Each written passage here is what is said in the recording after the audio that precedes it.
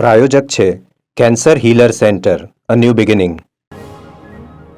અમદાવાદના ધંધુકાના પચ્છમ ગામે સગીરની જાતીય સતામણીના કેસમાં તપાસ. પચ્છમ છાત્રાલયમાં સગીરની સતામણી કરવાના કેસમાં અન્ય સગીરોને પણ પૂછપરછ કરવામાં આવી છે. ધંધુકા પોલીસે તમામ 5 આરોપી સગીરોની પૂછપરછ હાથ ધરી છે. પોલીસે ટીમ બનાવી આરોપીઓને અલગ અલગ જગ્યાએથી ઝડપી પાડ્યા.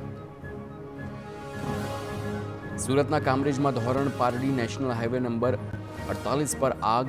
ચાલુ ટેમ્પોમાં અચાનક જ આગ ભભૂકી ઉઠી છે. મુંબઈ અમદાવાદ હાઈવે પર ચાલતા ટેમ્પોમાં આગ લાગતા અફરાતફરી મચી. હાઈવે પર ટ્રાફિક જામ સર્જાયો. શોર્ટ સર્કિટના કારણે આગ લાગી હોવાનું અનુમાન છે. ફાયર વિભાગની ટીમે તાત્કાલિક પહોંચીને આગને કાબૂમાં લીધી.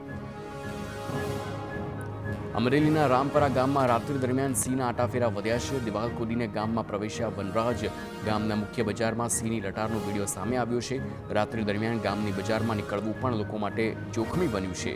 ગામના સરપંચે સ્થાનિક ડીસીએફથી લઈ વન પ્રધાન સુધી રજૂઆત કરી છે. સિંહોએ ગામને રહેઠાણ બનાવી દેતા ભયનો માહોલ.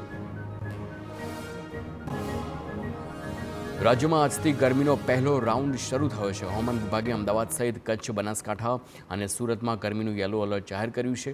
મોરબી, સુરેન્દ્રનગર, ગાંધીનગર, રાજકોટ, પોરબંદર, જૂનાગઢ, અમરેલી અને ગીર સોમનાથમાં પણ યલો એલર્ટ છે.